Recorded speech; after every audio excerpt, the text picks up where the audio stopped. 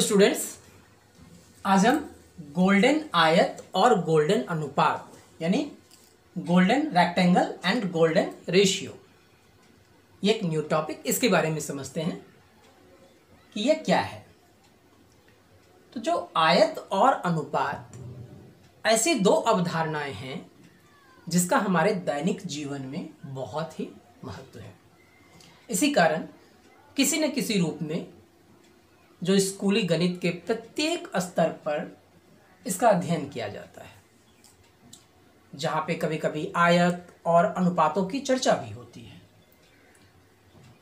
तो हम उसको रिमेंबर करते हैं और ये अनुभव करते हैं कि ये जो दो वाक्यांश है गोल्डन आयत और गोल्डन अनुपात, इसके बारे में कुछ जानकारी प्राप्त की जाए।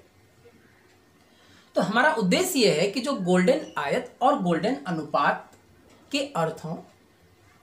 तथा इनके कुछ अन्य गणितीय अवधारणाओं के बीच में संबंधों को खोजना, ये उद्देश्य है। तो अब हम जो गोल्डन आयत है, पहले ये समझते हैं कि गोल्डन आयत क्या है, किसे कहते हैं। आप देख रहे होंगे कि ये एक आयत है ABCD, ये एक आयत है और इस आयत को जब हम यहाँ से जैसे इसको एक बीच में हम ऐसे वर्ग बनाते हैं, तो एक रेखा इस तरह से खींचते हैं और इसका नाम देते हैं PQ। तो कोई आयत एक गोल्डन आयत कहलाता है यदि इसे दो भागों में विभाजित किया जा सके, कि इसमें से एक भाग वर्ग हो तथा दूसरा भाग एक आयत हो जो प्रारंभिक आयत के समरूप हो, यानी पहले जो आयत था उस आयत के समरूप आयत हो और एक वर्ग हो, तो वो गोल्डन आयत कहलाता है। जो ये आकृति ABCD एक आयत, APQD एक वर्ग और QPBC एक आयत निरूपित किया गया है, यानी विभाजित किया गया है। तो इस पिक्चर से ये क्लियर हो गया होगा कि ये गोल्डन आयत हो गया। अब हम क्या करते कि ये AB जो है इसकी लंबाई मान लेते कि ये L है, क्योंकि QPBC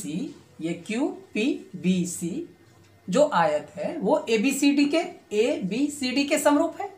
तो हम ये कह सकते हैं ना कि ABCD एक जो है गोल्डन आयत है, वो तो क्लियर हो गया। तो ये मान लिए हम कि AB बराबर क्या है L और BC, यानी ये जो BC है ये B है, तो ये BC अगर B है तो ये भी B, यानी ये वर्गाकार है तो सभी भुजाएं क्या होगी, B होगी,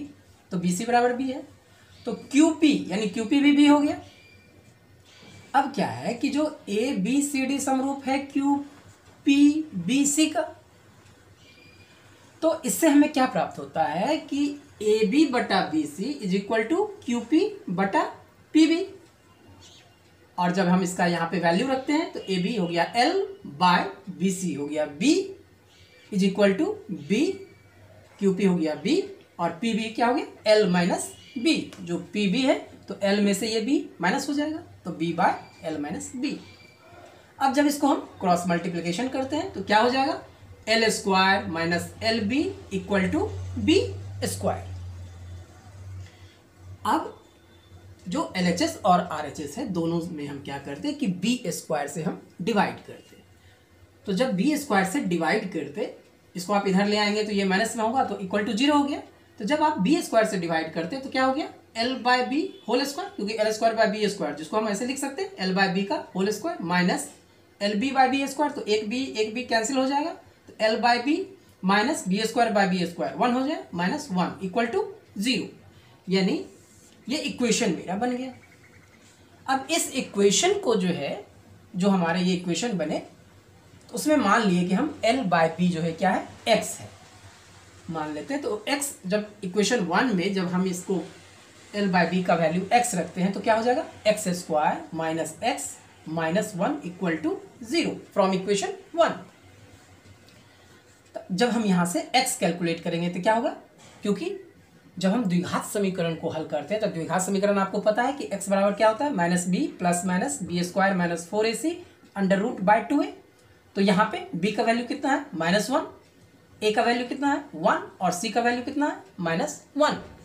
तो इस द्विघात समीकरण को जब हम हल करते हैं तो x बराबर क्या हो गया, 1 प्लस माइनस अंडर रूट -1 का whole square -4 into 1 into -1 by 2 into 1, जो कि क्या हो जाएगा, ये सॉल्व करेंगे तो 1 प्लस माइनस अंडर रूट 5/2 हो जाएगा। अब क्योंकि x जो है निगेटिव नहीं हो सकता, यानी 1 माइनस रूट 5 करेंगे तो रूट 5 का वैल्यू आपको 2 पॉइंट समथिंग आएगा, तो वो वैल्यू निगेटिव होगा, तो x का वैल्यू यहाँ निगेटिव हो नहीं सकता। तो इसका मतलब क्या है कि x बराबर क्या हो जाएगा, 1 प्लस रूट 5/2, जिसको हम ऐसे लिख सकते हैं x बराबर रूट 5 प्लस 1/2 हम लिख सकते हैं। तो यानी x क्या है, l/b, तो l/b क्या हो गया, अंडर रूट 5 प्लस 1/2, ये क्या हो गया हमारा l/b। अर्थात कि किसी आयत को गोल्डन आयत होने के लिए यह आवश्यक है कि उसकी लंबाई और चौड़ाई का अनुपात, यानी ये जो l अनुपात b है, लंबाई और चौड़ाई का जो अनुपात है वो निश्चित रूप से अंडर रूट 5 प्लस 1/2 होना चाहिए, तभी वो गोल्डन अनुपात कहलाता है। यानी कि अनुपात अंडर रूट 5 प्लस 1/2 जो है वो गोल्डन अनुपात कहलाता है। इसका मान जो है वो लगभग, जब आप इसको सॉल्व करेंगे, रूट 5 का वैल्यू आप पुट करेंगे तो 1.618, ये लगभग इसका वैल्यू आएगा यहाँ पे रूट 5 का वैल्यू डालने के बाद जब इसको आप सॉल्व करेंगे। तो इस प्रकार से हम ये देखा जा सकता है कि गोल्डन अनुपात जो है एक गोल्डन आयत की लंबाई और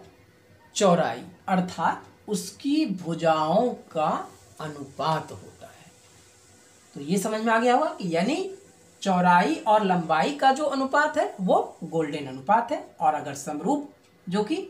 एक आयत में वर्ग भी है और समरूप आयत भी है तो वो गोल्डन आयत हो गया। तो होप सो ये आपको क्लियर हो गया होगा, जो एक न्यू कंसेप्ट है गोल्डन आयत और गोल्डन